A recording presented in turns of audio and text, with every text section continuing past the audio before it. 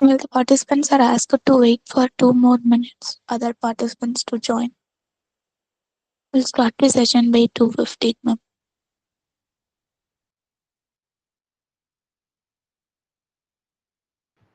Yeah, no issues.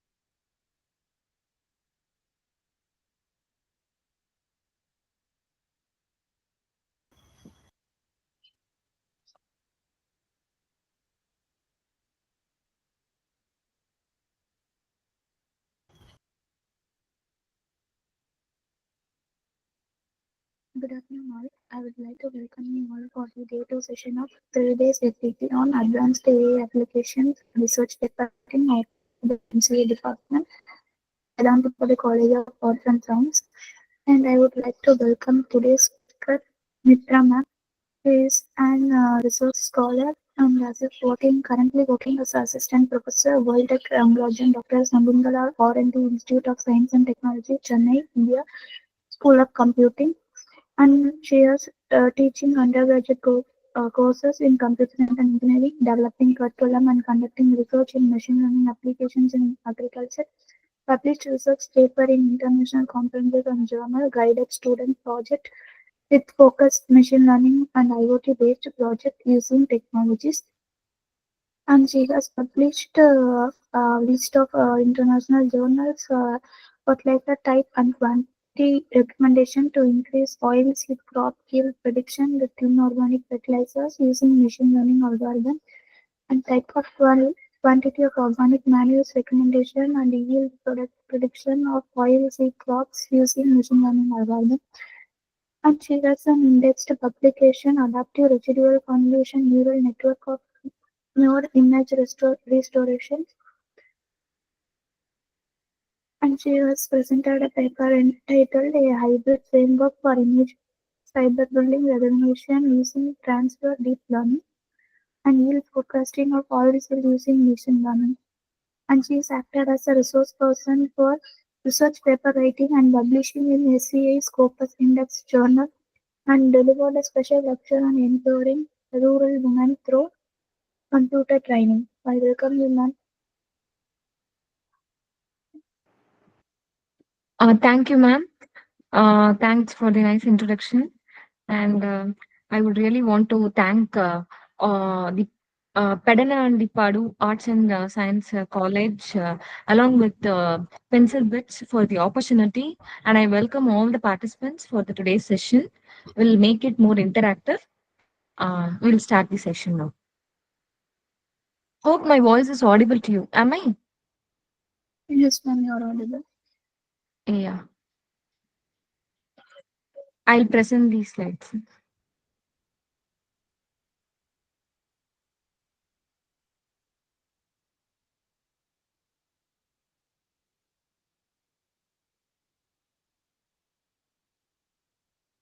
Is my slides visible?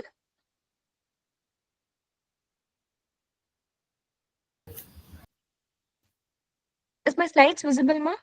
Yes, ma'am. Yes, it's visible. Yes, Yeah. ma'am. Yes, Thank you, sir. ma'am. It is Yeah. good. Yes, ma'am. Fine. So, in today's session, we will be going to master the art of writing and publishing in high impact journals like SCI, Scopus indexed journals. And in this today's session, the advanced AI application for research paper writing. Now we will enter into the session. First of all, the agenda. The agenda mainly focus on discussing what the research about, and we are going to see about the overview of the major research paper types, and we are going to explain the importance of databases like SCI and Scopus, along with how to compare. We are just comparing the coverage, significance, and impact. More of we are going to emphasize the value of indexed publication and the importance of research metrics. Along with, we are going to deal with the steps, anatomy of research paper writing, and the checklist of publishing phase, and how to choose the right journal, and how to publish it, and how to avoid the common mistakes, and how to avoid plagiarism and maintain originality, and following by the main AI tools that currently we are using for writing a research article, and some useful tips and tricks for successful publication will also be discussed in today's session. Now, research. Let us make the session little more interactive. How many of you know what is research? Can anyone tell me? Do you have an idea?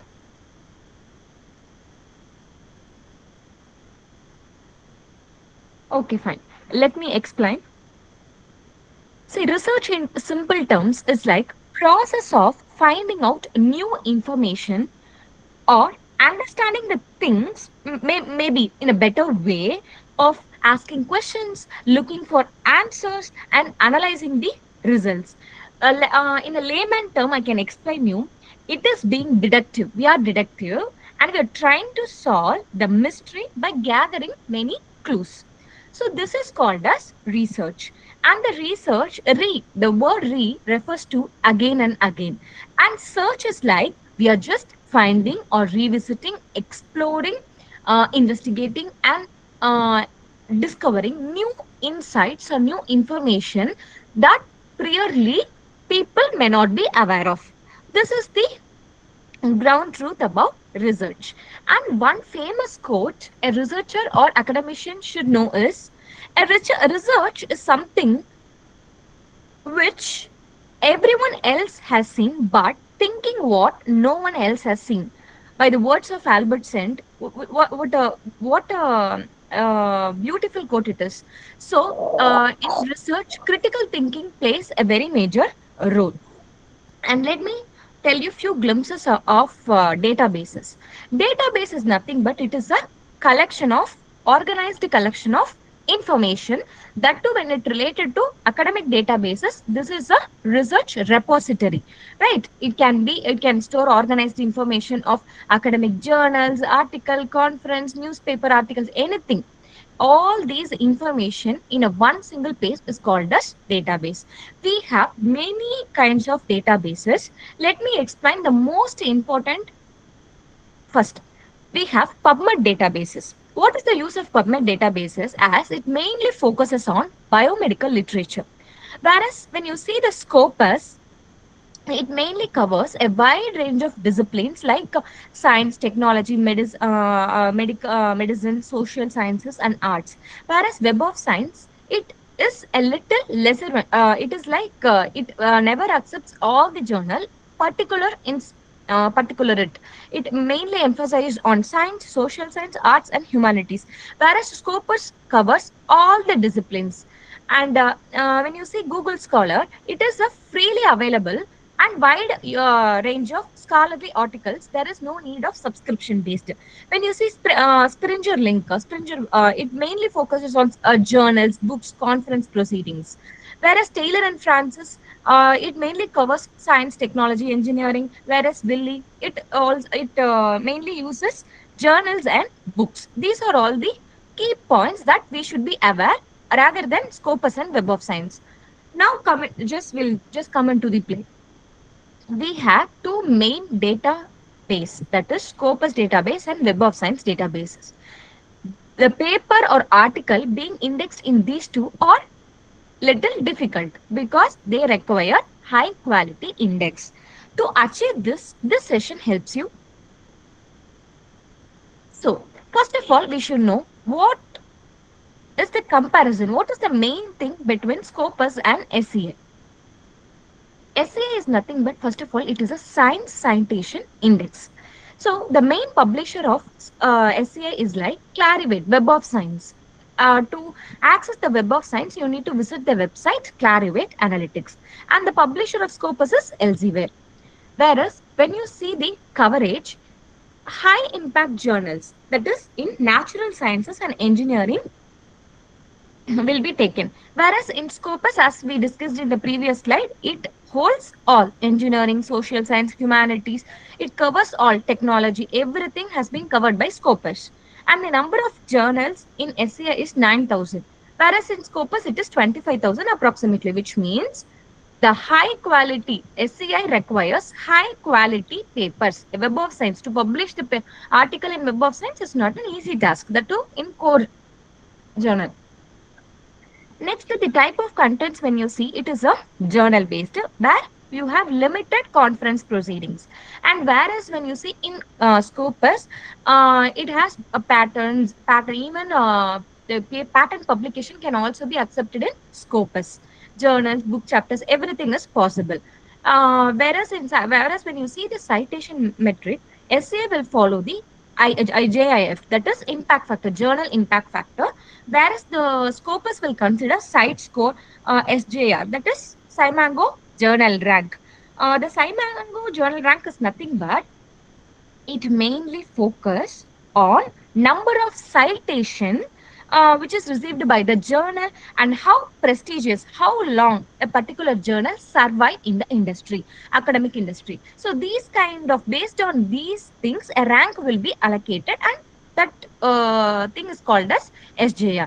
SNIP. SNIP is nothing but source normalized impact per paper, where when you see the SNIP, what it really does is, if the score of SNIP is equal to 1, what does it really mean is the journal's citation performance is average. It determines it is not having that much proficiency.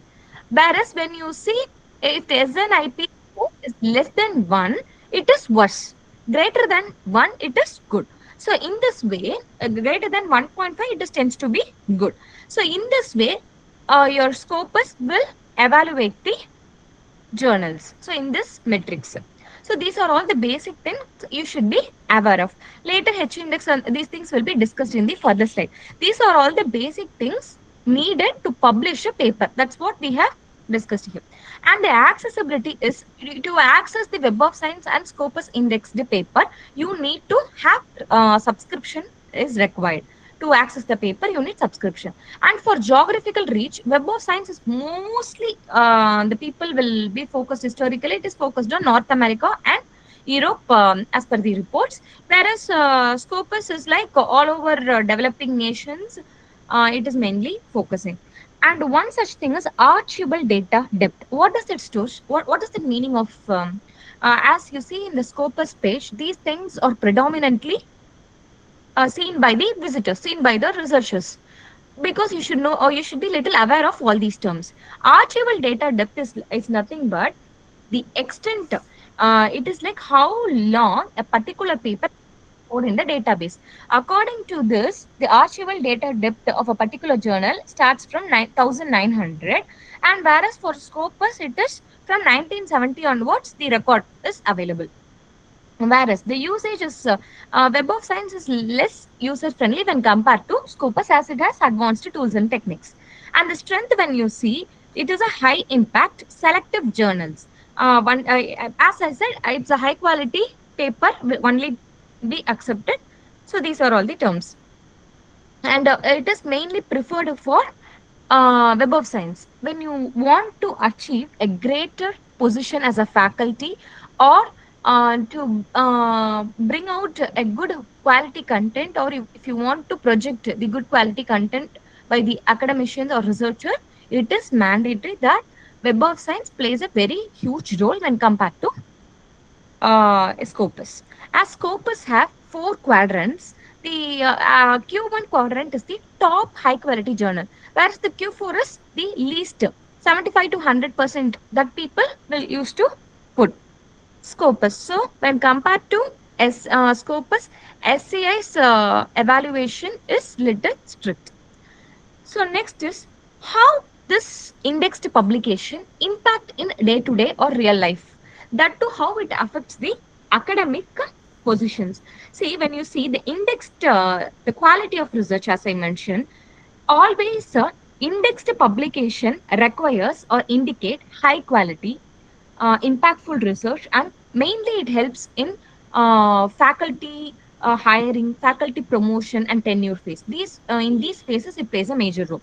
And one more thing is, when you publish a paper in an indexed journal, automatically uh, your prestige, it boosts the researchers visibility and the academician visions. So that's what your paper, indexed paper, gives you. And when you see the evaluation criteria, always the academic institution will weigh indexed publication more heavily than the other non-indexed journals. And the next comes the impact of funding opportunities. How the indexed publication affect the funding opportunities, I'll tell you. See, if you want to achieve, or if you want to get funding project, it is mandatory that it prioritize researchers with a strong record of indexed publication, then only we can award grants for them. Next is for proposal evaluation. That too, for proposal evaluation, indexed publication, that too in top journal, always enhance the competitiveness of the research proposal. And when you see the grant renewal phase, when compared to the grant eligibility for grant, even if you get the grant, that is not an issue. But grant renewal always sees the continuous publication of the indexed journal. Whether you are publishing all these papers continuously year by year, your progress is improving. Then only the grant renewal will be given. And obviously, for the collaborators or funding, joint funding opportunities, if you need in that way, indexed publication is essential. Next comes the research metrics. So, in the research metrics, we have three important factors. One is impact factor, second one is H index, and third is citation. These are all the most crucial key factors to discuss upon. And first is impact factor. In the impact factor, what it does is how many number of times a journal are cited, or a specific, for an example, in a 2 year stipulated period, how many number of times a particular paper has been cited by a other researcher. So these statistics has been calculated for 2 years, and then the impact factor for a particular journal has been awarded. Next comes the H index. What does the H index do is, it depends totally on two factors. One is number of publication along with the number of citation. What is it? I'll tell you with the real time example for this. If you, let us assume you have a shelf aligned with books. If you have, let us assume you have three books, and at least three people have read each of these books, then you can say your H index is 3.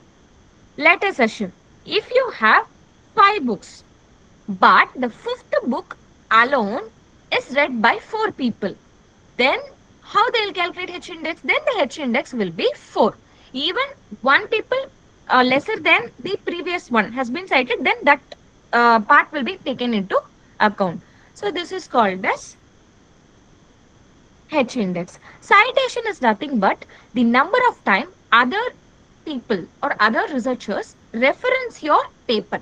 For an example, let us assume you have a paper 1 or paper 8 that is cited 30 times in research paper. That means you have this citation 30. Paper A has 30 citation.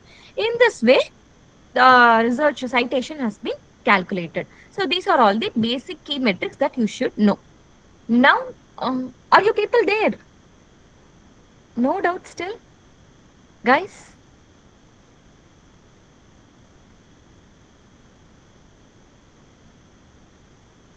Are you there, people?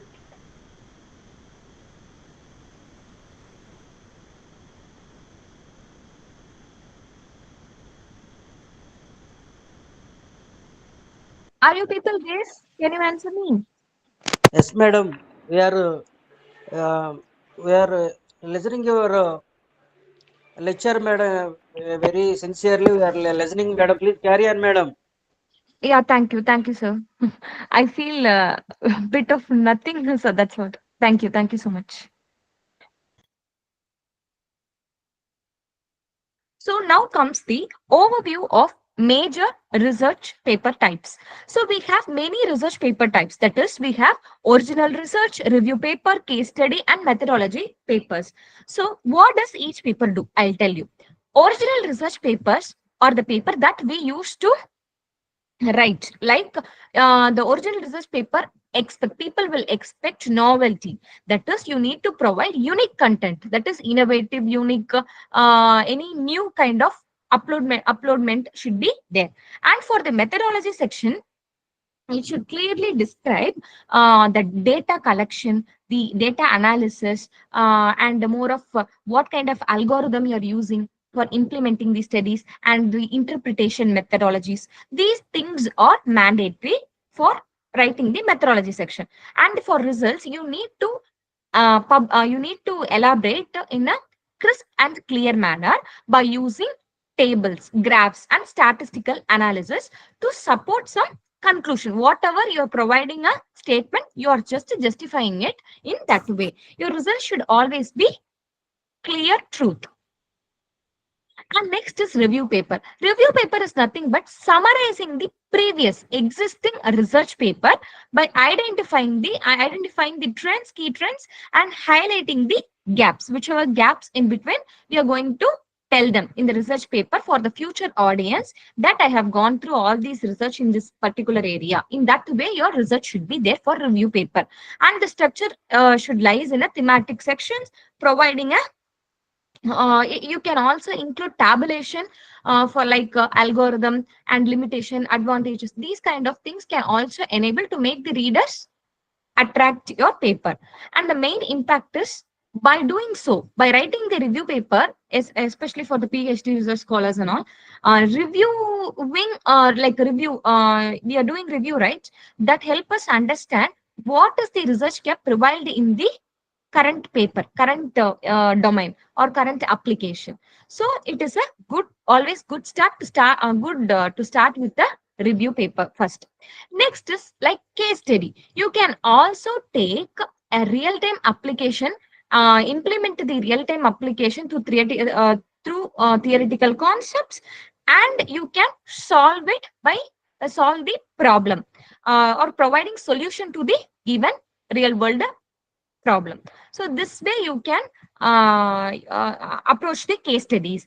And finally, you can provide insights and recommendations for the future readers and to make them informed decision making. And next comes the methodology paper. Methodology paper is like more and more concentration on the methodology section, where the new development and a new validation is really important. And for the contribution, when you see the advancement of research techniques, the it is like a mixing of two algorithms, like hybrid algorithms. That kind of approaches are always appreciable, and the impact what you get it automatically when you do a research with good high research quality. It always, when you combine two or three algorithms, it is like you are creating a own pace, which automatically leads to high quality journal. Next comes the eyes of the cake, that is, in our session how to write, we are getting into the writing phase. That is anatomy. Till now, we have discussed about the types of paper and what are all the things that we require during the publication phase. Now we are entering into the main picture of the session, that is anatomy of research paper. What does that mean? Structure. How to write a, there is a format or structure for writing the research paper. Always the paper starts with title, followed by abstract keywords, followed by introduction, literature review, methodology, results and discussion, conclusion, and reference.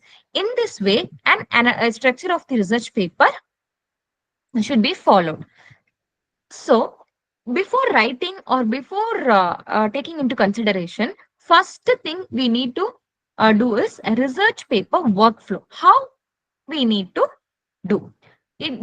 Maybe you people may be aware of the term IMRDC diagram. That is nothing but introduction, materials and method, results and discussion, and conclusion. So, what does it do is introduction section should always be interconnected to conclusion. Materials and methods should always be interconnected to results and discussion.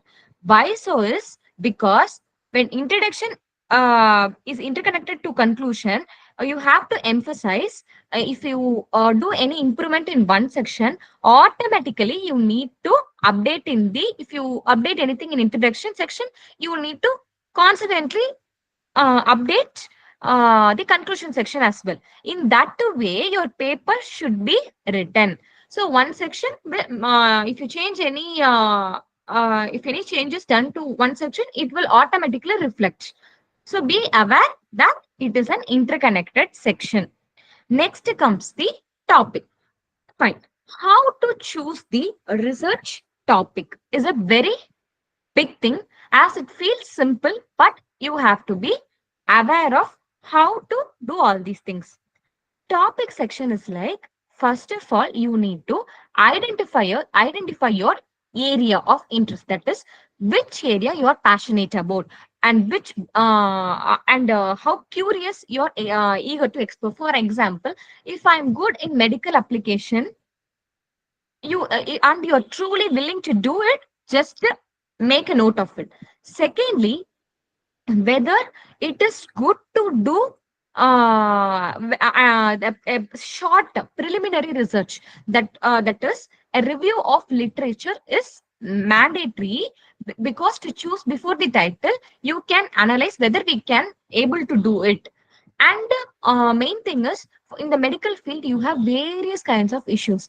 In that, you need to little more specific on a narrow down the topic from vague ones, because medical issues is like vague topic. In that, you need to take a particular issue, like a cancer detection, cell detection, cervical cancer. So in that way, you need to specify the topic with the real approach. And next is practicality. Access practicality is nothing but whether all these things are practically suitable, whether the time is sufficient. If I want to finish my PhD within 3 years, is it good to go? So those kind of ensurety has to be done. Or the project which I'm taking is prolonging, or it has no end. You have to see in that way. Whether if any funding agency is providing you money, the budget is enough. Whether the budget is enough. If someone is doing the project on building a robo within 3 years and within a stipulated budget, it is not possible. So in that way, you have to think. And whether the resources, whether the supercomputer, everything is there to access the huge data. Those kind of resources are available. So check for the availability. Next thing is we need to consider relevance. That is, we need to address whether it is real time application, whether a particular problem deals with real time application. So ensure the topic also. Next one, it is always advisable to seek help from mentors, your guide, your expert members, your interintra, everyone. And even you can attend conferences or workshops for gaining new additional insights. And it is also next mandatory step is narrowing the focus. For as I said, medical diagnosis, it's like whole, it's a vague topic. In that, I'm going to take one topic, that is cancer cell direction. So we have n number of cancers, cervical cancer, throat cancer, lip cancer, everything are there. So in that particularly, I'm going to take cervical cancer. In that way, you need to narrow down the focus. And one more thing, we need to think about the future scope, whether we can able to prolong this topic in a future practical application also it is possible. In that way you need to think. Next is, it is always being unique is always a building stone for any project you do. It is the originality speaks. And then you need to formulate a research question of your own, whether it is feasible, whether the scope, relevance, everything is good to go. These are all the things that you need to remember. And one more thing, I'll give you an example. How I can tell you which is good and which is bad. Let us see an example. Bad title we'll see first. AI and agriculture. See, AI is also a very big topic. Agriculture is also very big topic, and it also holds numerous issues. But when you see the good title, AI based hybrid model for predicting oilseed crop yields under climate variability. In this, I'm using the technique artificial intelligence, as my topic name is also clear, and I'm just giving a suspense that I'm using a hybrid model. In that way, I haven't revealed the algorithm name, but I have given the surprise count there. For predicting what, I have specified the crop name also, oil seed, under climate variability, which means I'm just considering the climatic factors. So in this way, all the topics or in the single topic, I can acquire some clarity, specificity about the topic, and it is also more relevant. But when you see AI and agriculture here, the topic is too vague and there is no specific focus on the topic, and it also lacks direction, because in agriculture we have so many issues like crop yield prediction, precision agriculture, we have so many kind of issues, leaf disease. So in that way, just give the title with clarity. So for this, I am giving you a very super tick trick, that is, you can use an AI, you can use AI tool Rightful, that is a topic generator. You don't need to write the topic. It will automatically pulls you down. I'll just give you the review of it.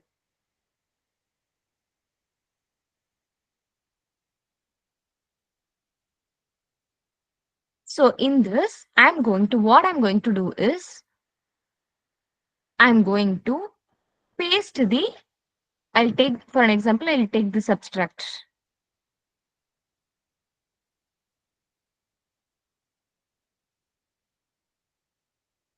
I'm just going to copy paste here.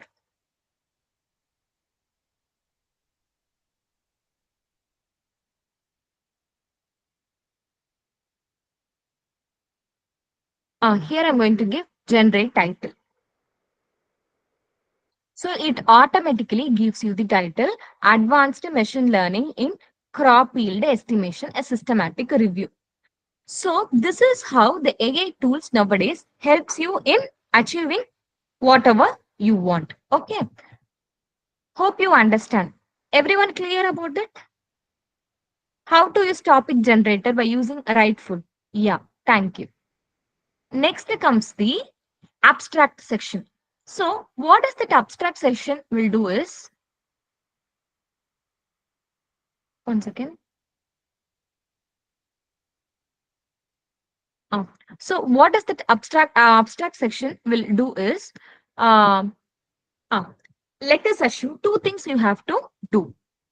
One is just to imagine the picture, just to see the picture and imagine what I'm telling you. Okay, now we are in the full session, we are going to discuss about AI and agriculture, crop yield prediction. So, first, what you have to imagine is, let us assume coffee lovers can't resist a good aroma. Correct? Likewise, a good readers won't resist a title which gives you promising value and innovation. Similarly, your title should be like the aroma. It should automatically make the readers come to you. For an example, proving the future. That is AI powered precision in crop yield prediction. So, in this way, your title should be strong, concise title that should automatically make the readers come to you. Next is bean. What does the bean do? See, what does this bean do is, it will because the quality of the coffee always depends upon the beans. Are you agree with my point? Yeah, similarly, the impact of your research always depends upon how well you choose the research problem. So, the beans, coffee bean is comparing here to the research problem. So, for an example, I'll tell you. Farmers struggle with inconsistent yield predictions due to climate variability. So, the problem definition here is inconsistent yield prediction based on this climate. So, everything is clear. So, in this way, your abstract second point should be okay. Next term. Third point is like you need to give brewing. Brewing is like mixing up milk, mixing up the coffee bean powder. It is like you're going to you people might be aware of drinking the espresso, French press, and many more coffee like a pour over. All these are mixed together. Why so is you should extract the best flavor out of it. Likewise, always your methods should align with your research goals. Got it? In this way, see, we blend weather data plus soil condition plus AI techniques. All these things blended together to provide a accurate yield prediction. So, your objective and methodology section should be correct. Your aim should be very well and briefly described. Next is the SIP. Always the SIP is the SIP always tells you whether or SIP will always tell you, right, whether the coffee blend is perfect or imperfect. Similarly, this part will tell you how well your research problem fits in, how your solution is helping the particular application domain area. In this case, if you see our model reduces error rates by 30%. In this, it is an achievement. So half of your thing gets done. So in this way, your results should be described. Next comes the aftertaste impact. Aftertaste impact is like the coffee. You should make the coffee lovers coming back to you to read the whole content of the paper. That is the part you have to do. So that's what abstract is like a movie trailer. It should make the audience reach out to see the whole film. Similarly, the aftertaste, it is the impact. How you have to highlight the significance of your work with the subtle manner. It's like you should not overdo it. The way you express the algorithm is like, for an example, you have achieved the accuracy of 98%. It's like you should not mention those things again and again. Subtle way of expressing is enough. So here, if you see this example, AI solution empowers farmers to combat food insecurity and adapt climatic change, where it helps the farmers as well as to it adapts the climate change. Both the things have been done by our algorithm usage, hybrid algorithm. So in this way, your abstract section, we will have a glimpse how many a line we have to write in each section. I'll tell you. First is you should know why you are taking that particular research. study and what is the motivation behind it and how to create an impact to the society. It should be the first point in an abstract. Then comes 1 to 2 lines, you can write it. Next comes the problem statement. That is nothing but research gap provided in it. For that, you need 1 to 2 lines. That is, it is appreciated to start with, however. Next comes the objective of the session. So what does it do is, how will you overcome the research gap? What is the previous research done and what they failed to do? So these two things should be clearly sorted off to achieve the objective. Clear objective should be mentioned. After that, the third point you have to write is methodology. In the methodology part, whatever you have discovered or implemented new things, all these algorithm names, everything has been imported here with 2 to 3 lines of explanations or enough. Next comes the results and discussion. What does that result and discussion tell you is, result is like whatever answer you got, you are going to portray in a single line, whether like error rate, I have reduced the error, that kind of achievement can be posted there. And one more thing is, you can also explain how you can overcome the obstacles. That discussion can also be done in 1 to 2 lines. And the conclusion part should always tell you broader implications of the study, that is how it added the research. That is, in the conclusion section should not be over exaggerate. As even if you get a good accuracy, don't over exaggerate in the abstract section, because it is not advisable to do so. Next comes the AI tool. What AI use here is rightful. What does it help you is, one second. Uh, in the rightful tool, right? AI. In that, you have two things. One is text abstract generator, and another thing is graphical abstract generator. As you may not be aware of graphical abstract generator, as now it is trending one. So with the help of AI, you can also use graphical abstract generator. Rightful. By using the rightful application, I'll explain you by a real-time approach. By using the same rightful abstract generator. For this, we need to,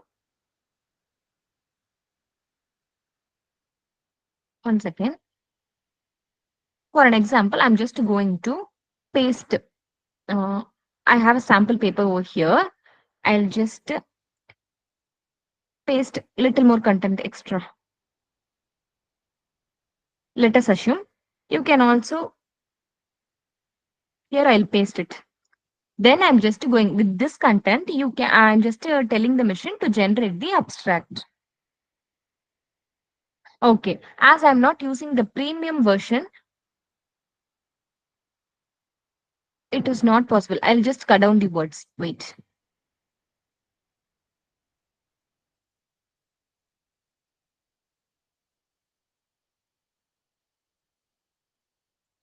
Okay, fine. It is like more text is needed.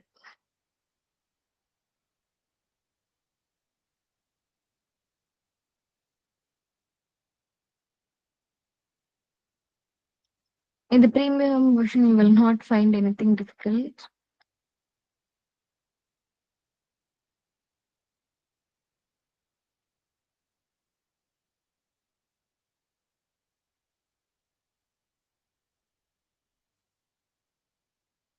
Yeah. Whatever content for an here I have given you just a sample content, but later when you paste the whole paper of yours, it will provide you the abstract, which will be more useful for you. Got it? If you understand, just give me thumbs up sign. Fine. Next, in this way, thank you. And this way you can write the abstract. It is a easy way of doing it. Okay. One such technique AI is helping you. Next comes the keyword section. Okay, what does the keyword do? What is keyword? See, keyword is nothing but how frequently a particular topic or particular specific word or terms get searched often and often. That is called as keyword. For an example, here in my case, I have used the example AI based hybrid model for predicting oilseed crop yields under climate variability. It is the a topic that I have chosen. So in this, what are all the commonality always used like a vague keyword only we need vague words terms only we need to use. For example, AI in agriculture. Here crop yield prediction. Don't specify oil seed. Here basic common terms are enough. Most searched words are enough. Next is oil seed. If you want it in particular, you can use it, but it is recommended to go with the full flow. And if you use the hybrid model, just to use hybrid. Precision agriculture recommendation system. So these are all the keywords that you can ensure for using the thing. For this keyword section, the AI tool that I suggest is chat gpt. You can use basic chat gpt by making the title, put the title, and provide the relevant terms like common crop yield prediction. Those terms are more than enough to use this approach. Got it? Next comes the introduction section. So in the introduction section, when you see here I have given all these content, right? These are all not just the content. These are all the prompt that you can use in the chat GPT for the future article writing of yours. Okay, so let me tell you how you have to write the introduction section. First, you have to begin with, when you write the introduction section, you should provide a broad statement or observation, whatever you have observed. In our case, we have taken agriculture. Just to write few points about agriculture and what is the past statistics about it. See the background information, 2 points. These are all the things that in this way only your paper content should be there. Next comes the literature review overview. That is just to give summarize. Hello? Is it echoing? Next comes the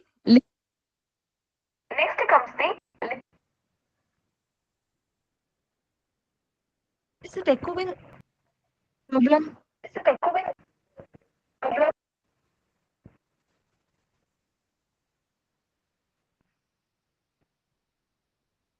Next comes the literature review overview. So in this, we are going to present a concise summary of the existing studies. We are going to highlight the trends, what are all the key findings and the research gap.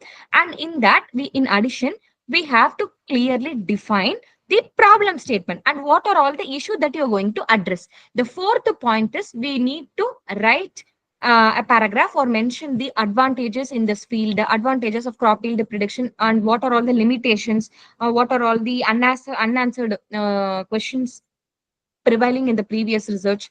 That is the research gap. We have to identify what has not been explored. That is the research gap.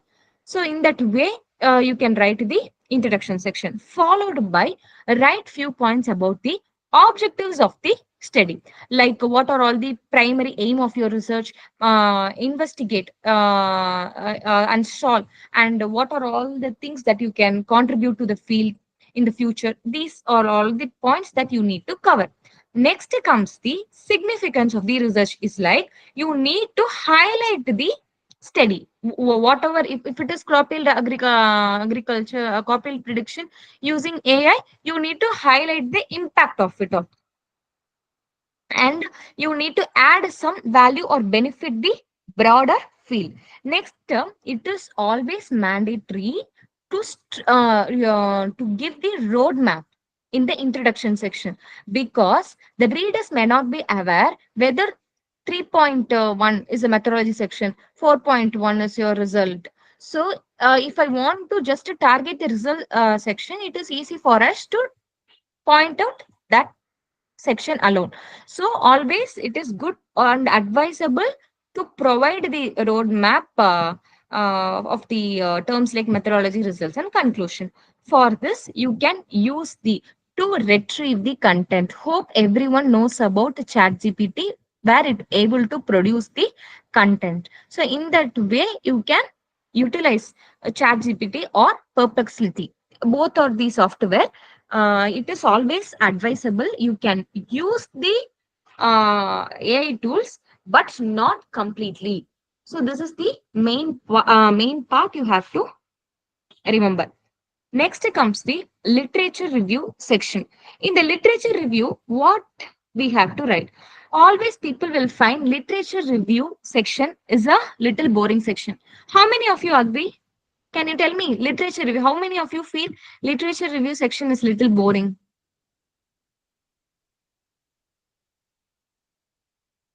Audience out there, can we make the session little more interactive? Fine. Let me tell you, literature review is nothing but mainly why people will get little bit disturbed is as it is vague. It is hard to read each and every paper nowadays. What kind of algorithm they use? So I will be giving you tips and tricks to overcome those issues. First one is we need to define the purpose of the literature review. That is, we need to clearly explore the existing research. We need to identify the gaps and understand the theoretical framework. Second one is we need to identify the articles and books.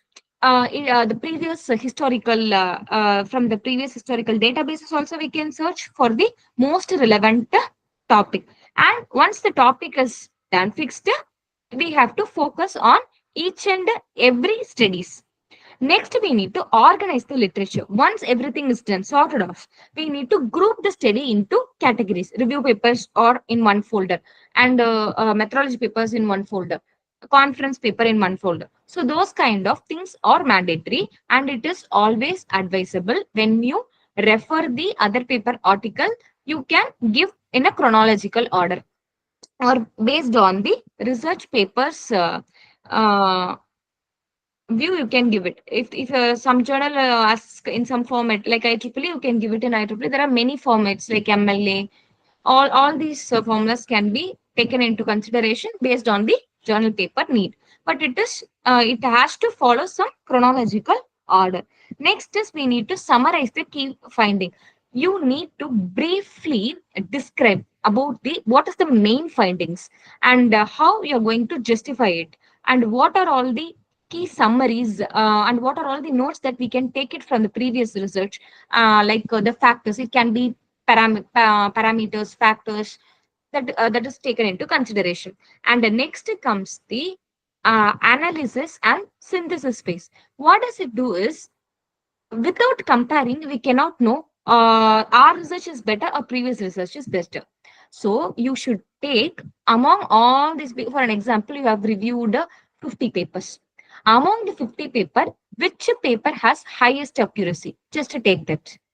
For an example, a random forest algorithm in the probability prediction, highest rank. In that, you need to take that information and you just keep it. And you need to compare with your new proposed study. So these kind of things has to be done. In my research, I have found this. I have added a few other parameters. So these highlights should be done in proper. Next is we need to identify the research gap because without identifying the or without pointing out the areas what we have been addressed or whether further research is needed, to it is not advisable to proceed the research, because you don't know what the previous, without knowing what the previous research has been done, it is not advisable to move forward to your research. Next is we need to provide the theories, that is any theory or any models that previously existing literature support, you can take that as well into your research. And next is proper citation and proper references should be maintained when you are using other people's work. That is ethical consideration of a research. Next is when you are concluding the review, it is always good to summarize all the key findings of the literature and what are all the data analysis you have done. Everything can be there. and state how your research will build on any challenges or any or extend the existing work also. So in this way you can conclude the review research. For this, to escape from all these manually, if you read, it takes lot and lot more time. For because to go through 50 papers about their advantages, these things are very much time consuming. So to avoid that, I suggest you a AI tool size space. Let us explore it. Okay. You can just do a basic sign in and enter. You will be able to see the screen which is visible to you now. So in this screen, you can, in the paper section, you can write it. Okay. You can just write the that you're going to search. For my case, I have given you crop yield prediction. It will automatically give the answers, the key machine learning used for the papers, still whatever paper, and what are the influencing parameters. So basic kind of description about a particular topic can be given already. Just a summarization will be given. And then what you have to do is, I'm just telling paper, like 10 papers in that field will be displayed to you. Once, if you want to load more paper, you can also load it. And next thing is, it will provide automatically the paper itself will, when you do so this, it will generate the insight about the particular paper. What the paper tells will be some, displayed here. And what kind of methodology they have used will be displayed here. And what is the conclusion part they have tell is displayed. Even if you want the result section, you can add the tab. And if you want to know the objectives, you can add the tab. And if you want to find the research gap, yeah, more than 4 column is not possible, but you can do one thing. You can reduce one and you can add it. Fine. In that way, you can do your research literature review efficiently, and it will not take that much time. Hope you like this tool, and you can, I suggest you, size space plays a very major role in literature review part. Next comes the methodology section. What is that methodology? As I said, in the methodology paper itself, what it will tell you is a new kind of development has to be done in the methodology section with the clear and concise representation of data collection, data pre-processing, data analysis, and you can also do, if you are doing any machine learning or AI kind of thing, you can do prediction. And these kind of efforts can be done in their methodology stage, because only the methodology is like a heart of your paper. If that is clear, concise, and practically well documented, your paper is hops into the journal. Now I will tell you how you have to write your methodology section. First of all, it should be very clear and concise. That is, whether you're going to take qualitative data, quantitative data, or mixed. You need to clearly explain what kind of data you're using. You're going to use for the sampling technique, data collection methods, and in the analysis phase. For the example, I'll tell you.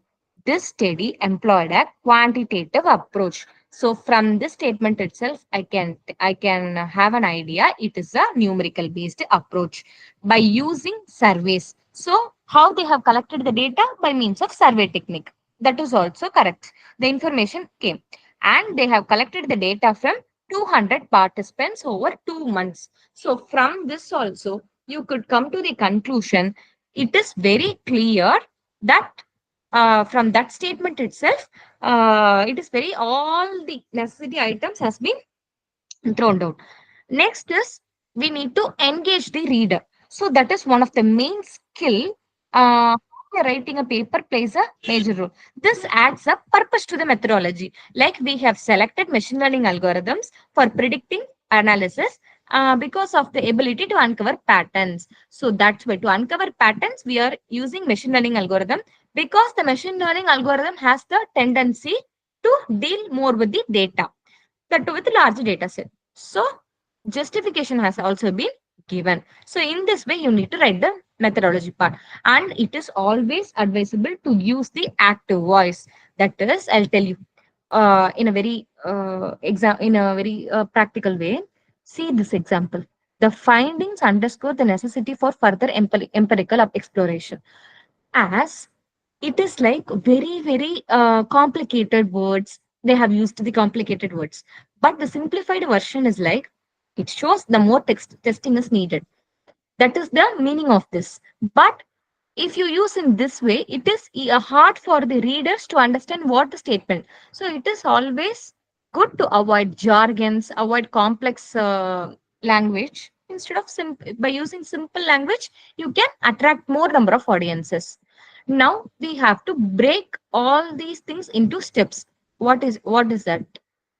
Actually, this helps you like, first step one, survey distribution to participants. We need to give survey sheet. There is for an example, let me tell you, you have to give me the survey of the feedback of the today's session. So in that way, Google form helps you.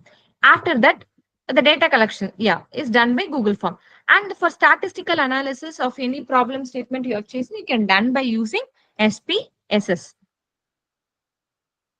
Fine. Next is how to highlight. And for the SP, I have mentioned it, forgot to say. SPSS is nothing but statistical package for social sciences. Okay. In that way, you can do it. Next is how to highlight the innovation. If you, let us see, to highlight the innovation, you should always follow certain steps. You should always show how the advances are occurring in the research field and what are all the unique aspects that you covered. Example, a unique feature of the study is the integration of IoT sensor, which means multiple sensor has been combined together to collect the real-time data, providing more accurate results. And that too, when you keep the conclusion short in the methodology section, it is always a good approach for your study. Why so is, let us see. This approach allows you for comprehensive data analysis, ensuring reliable results for decision making in climate modeling. As this one single statement conveys all the information, whatever we have provided in the before following previous steps, it is summarized efficiently. So in this way, your methodology section should be projected.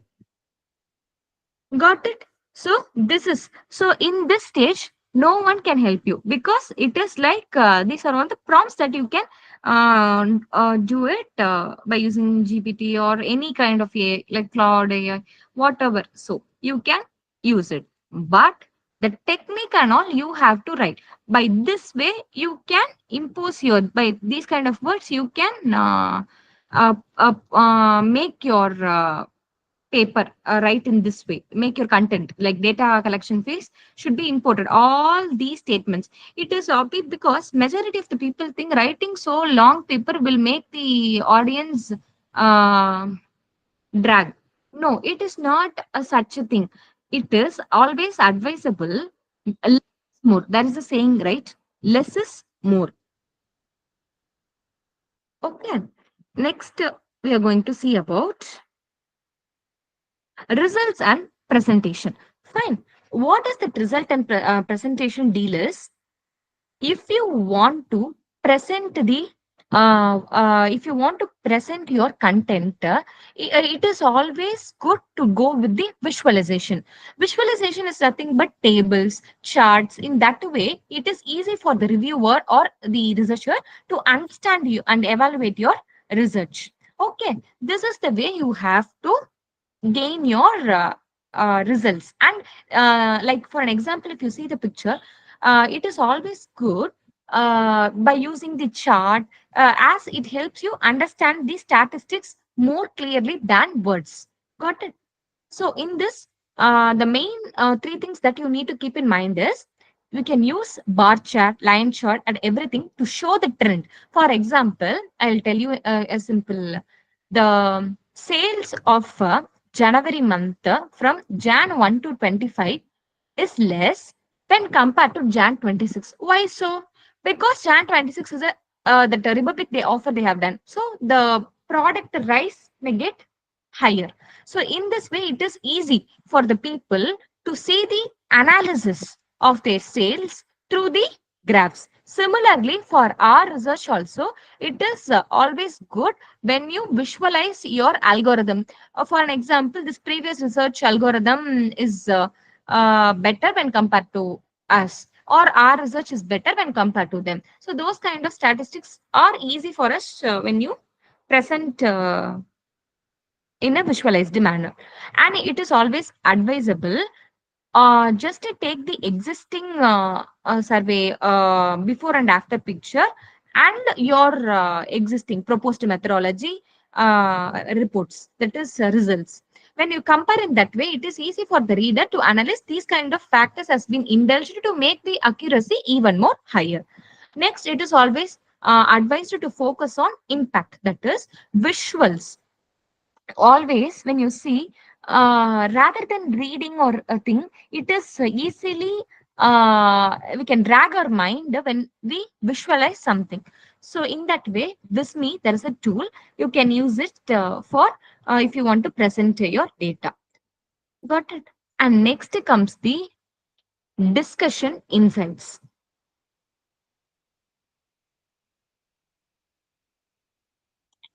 Okay.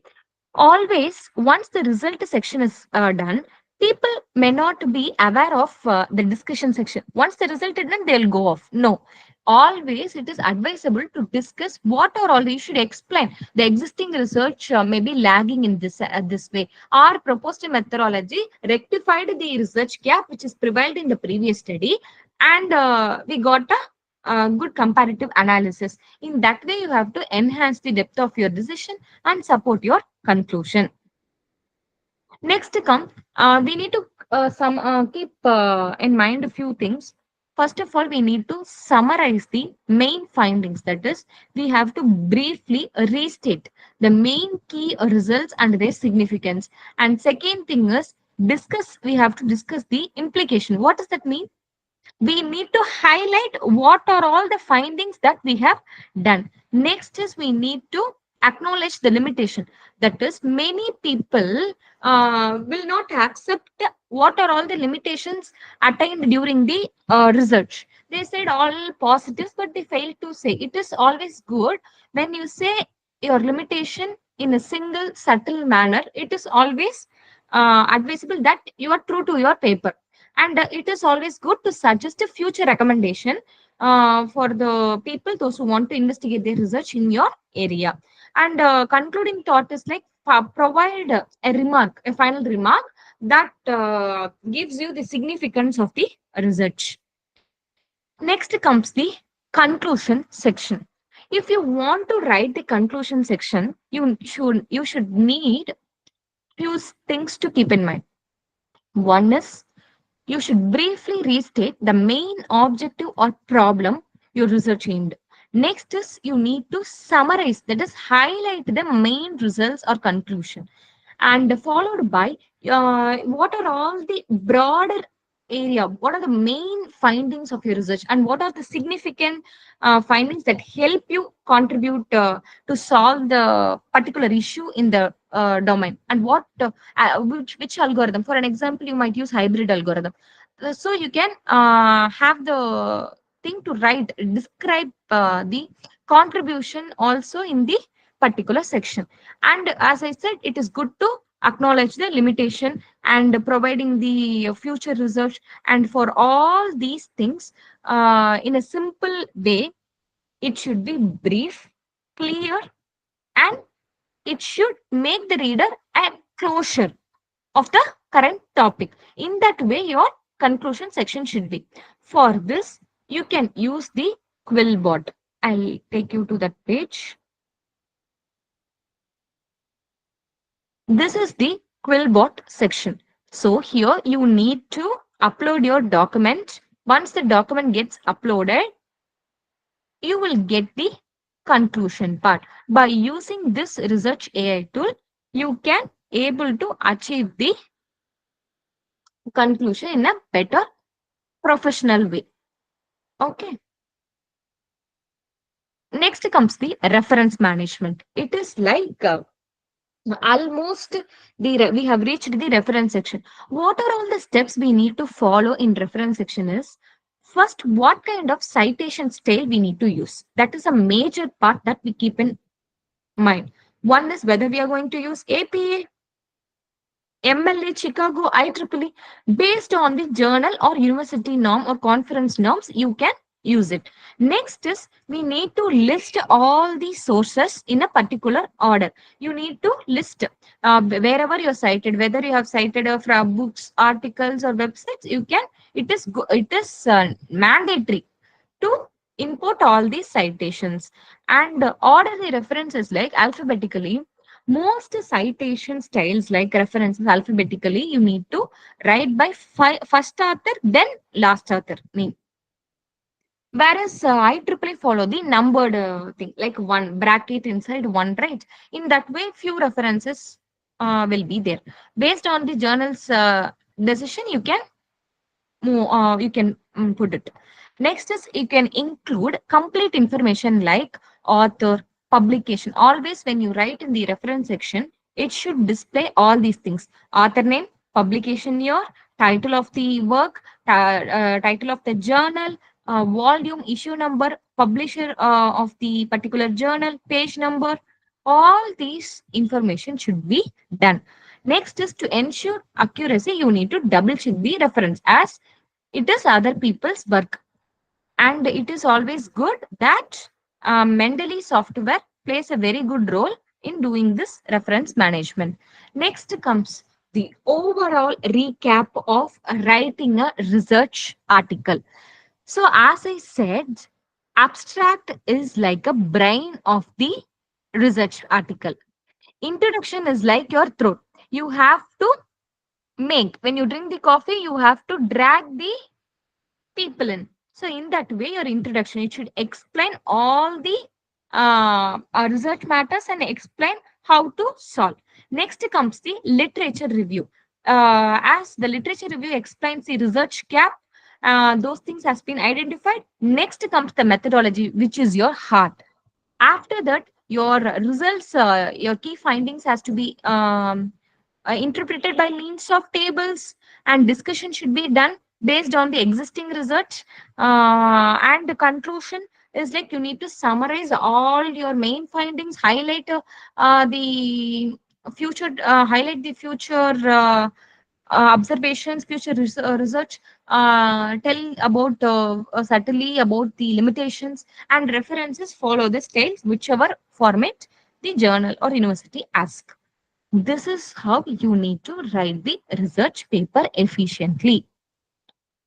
Now comes the publishing phase. How to publish your research article efficiently.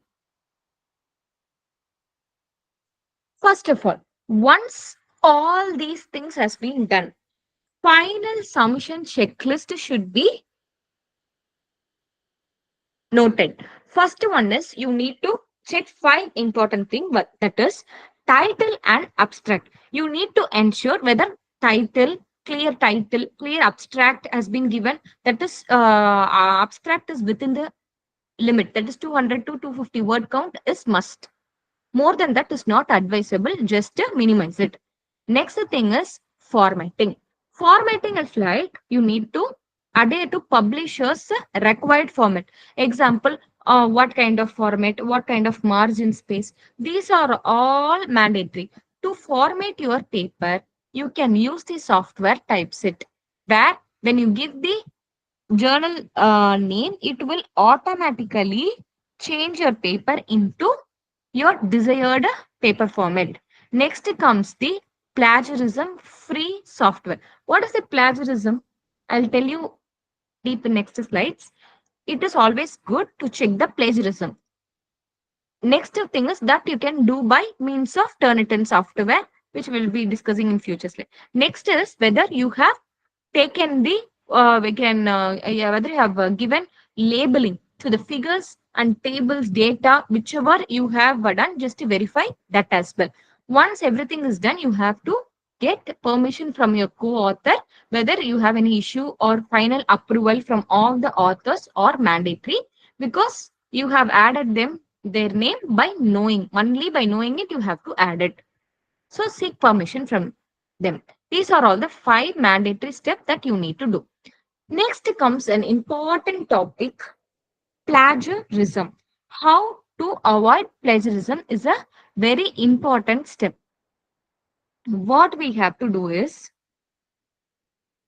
first of all, you need to cite the sources. How can you avoid it?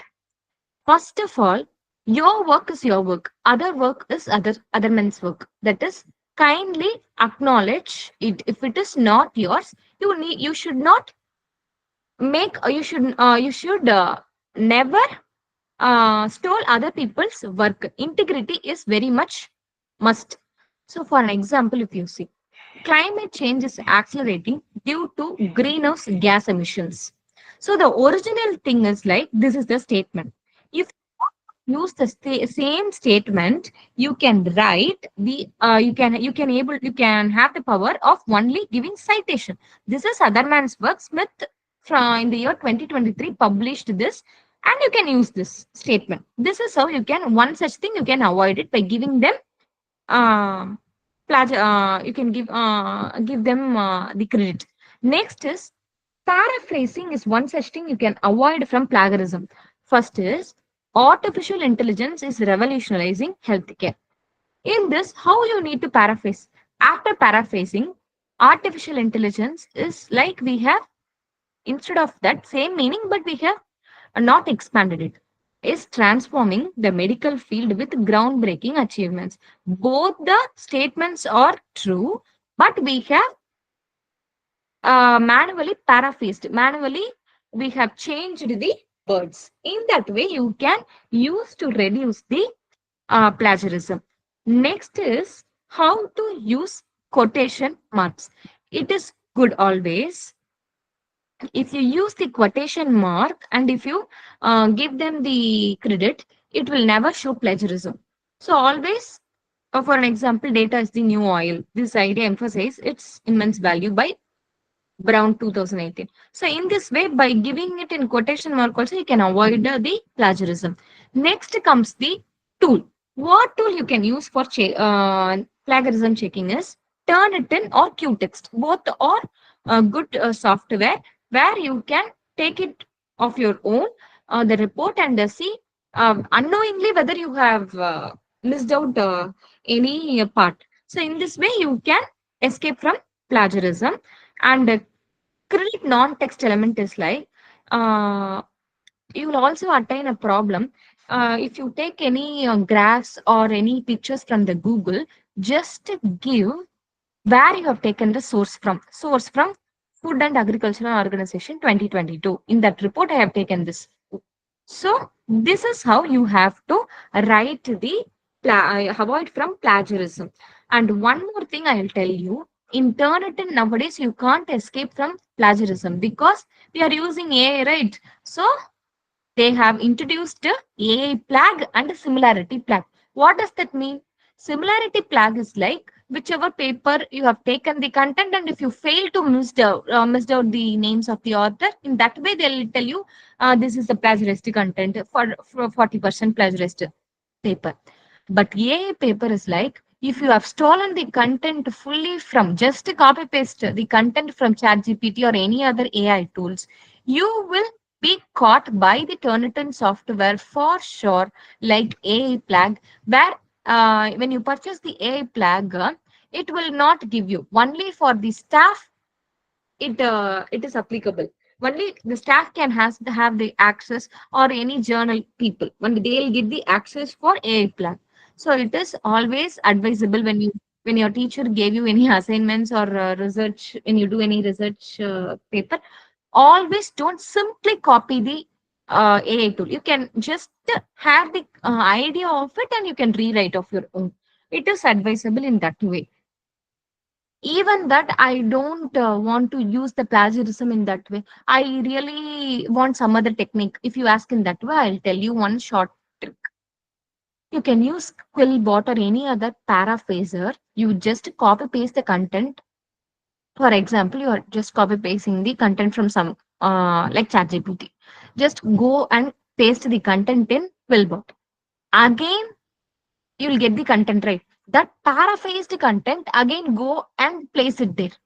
So in that way, you can avoid the plagiarism, but the context, I will not give you assurance that the context might get reduced. The meaning of the content will definitely get vary. So in that way, you need to alter it by your own. Got it. Next comes the peer review preparation.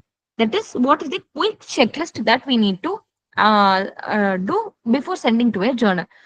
First is we need to check the content clarity each and every, from starting from the abstract, starting from the affiliation of the authors, everything. All these things should be checked correctly till the reference part. And then formatting has to be done. And data accuracy, like just verify table name or subsequent table name formatting has been done. And you need to always check grammarly, because if your way of writing any grammatical error occurs, it is always good to pin the grammarly software in your MS Word, so that it is easy for you to at that moment itself.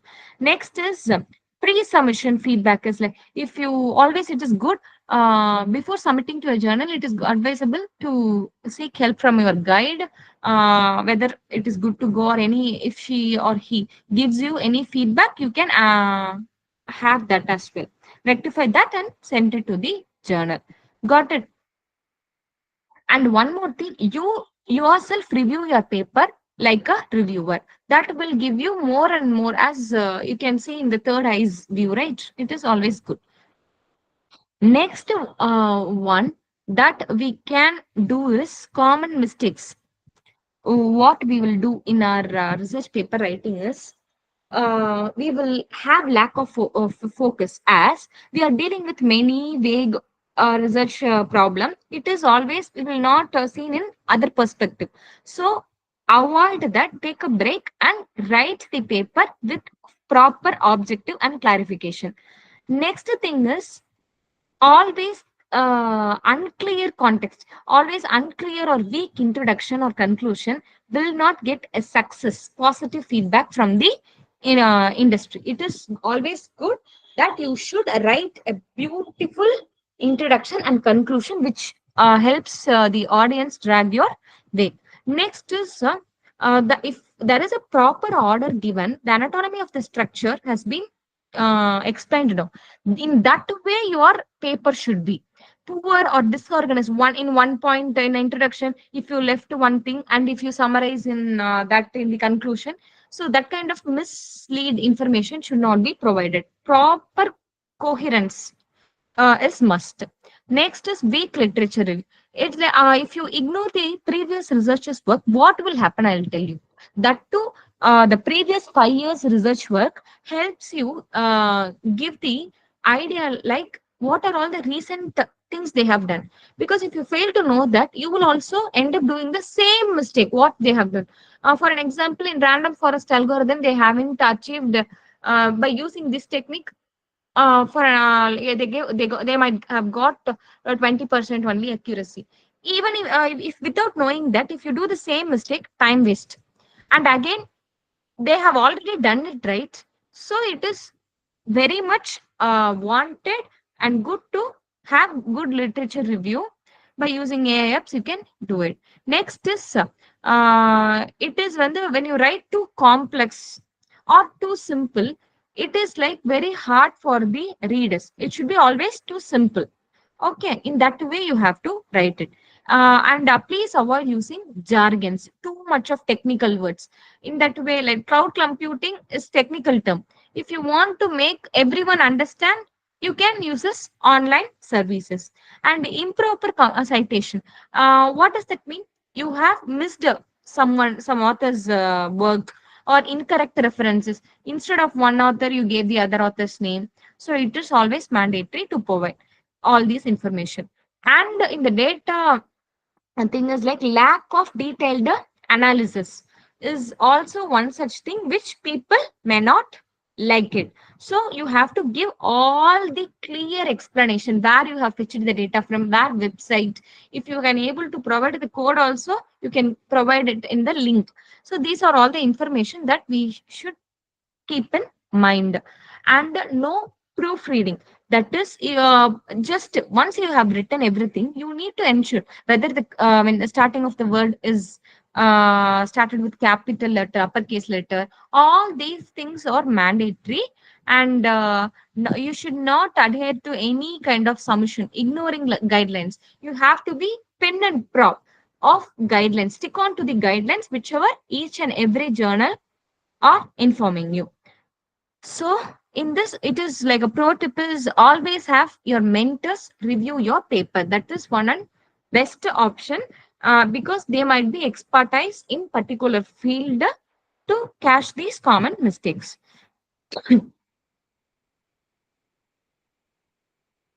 Next comes the how to choose the right journal.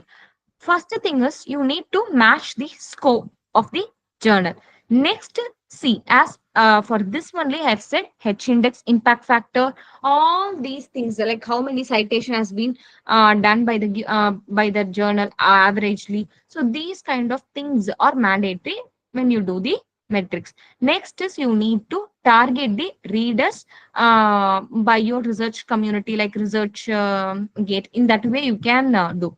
And it is always good to follow the formatting, word count, and the reference type. And it is always good to avoid predatory journals. Always ensure in the Scopus source page whether the particular journal you're choosing is there or not, whether they have the period from which year to which year they have. It is always when will you say a particular journal is good, or at least they should have 2 to 3 journals.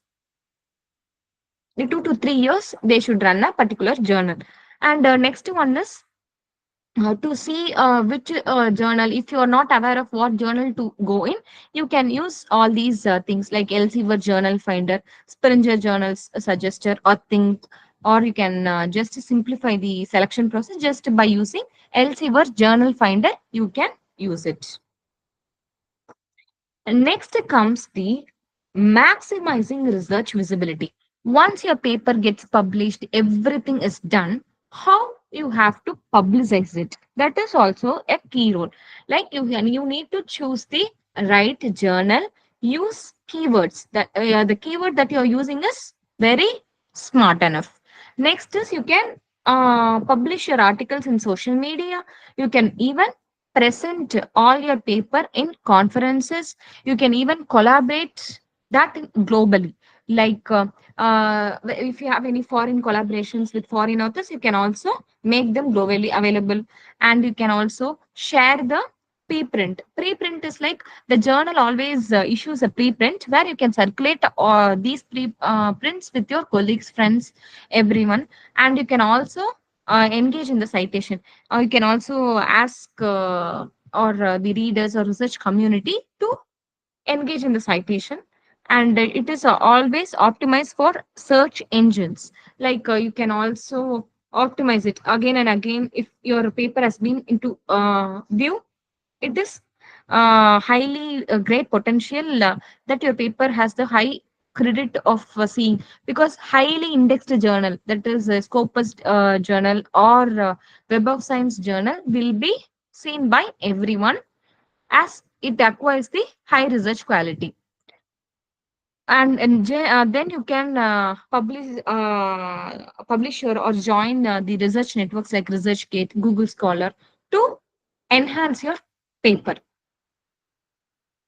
Next comes the AI tools for research writing. So these are all, as I have mentioned, each one and one tool I have mentioned. But here you have variety of AI tools for research writing and publishing are there. First one is literature. For finding the literature a review, you can use Litmaps, Researcher.life, Research Rabbit. And for understanding, if you want to understand the literature, like analyze and comprehend it, you can use SciSpace, as I have given you the demo, Perplexity, Chat, PDF, and Go. These are all the things that helps you understand the literature. And to validate, identify the research gap, you can use the consensus SciSpace software. And to generate titles and abstract, I have given the demo on Writeful. You can also use EditPad, Spinbotter, and Wondershare technology. And for graphical abstract, it is always recommended Tidbit Graphical Abstract Maker, where all your text has been converted into a graphical format. Based on the template chosen by you, it will provide you information. And next comes is writing the outline. If you fail to know how to write or how to start the drafting, it is always good. You can go Jenny and Riddle Copilot, and for data visualization, Visme and Tableau, Power BI. These are all the tools available, or even the Excel is good. But to do advancement, you can do Visme. And the next is to have profound or improve grammar style and writing style. You can use PaperProl, Grammarly software, Trinker.ai, WordTune. These plays a good role in writing the efficient software. And to check the and for the submission check, whether you need to validate the paper before submission, you can use PaperPal, pre-flight, and Trinker citation checker site. These are all the paper that helps you validate before submission. So you can use the submission checker, whether everything that I have done is correct. And journal finder is also there. So what does the journal finder will do? It will find you which journal is suitable for your publication. If I am doing it in agriculture, it will suggest all the publication related to that journal. Whichever journal is related to agriculture and technology, AI or machine learning, it will tell you. And we can have more number of choices. It will pick up for you. Instead of if you might not be aware of few journals, so it will suggest you. By means of journal suggester, you can do that as well.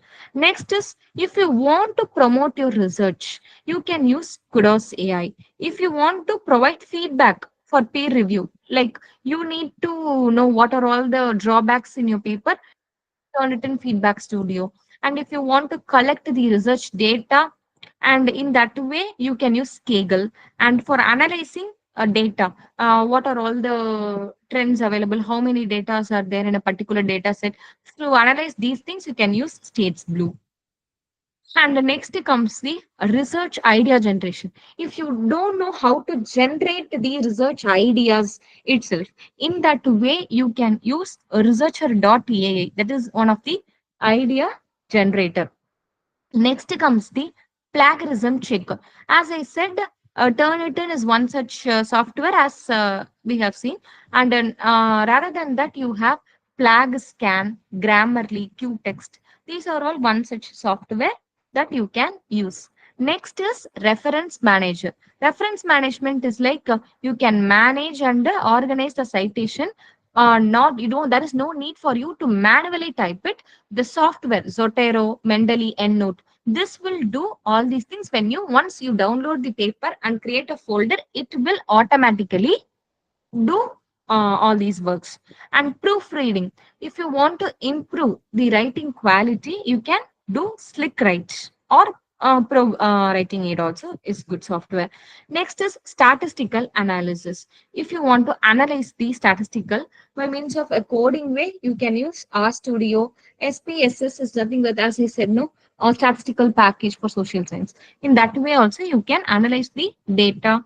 And for survey creation, you can create Survey Monkey, where that Survey Monkey will enable you to create all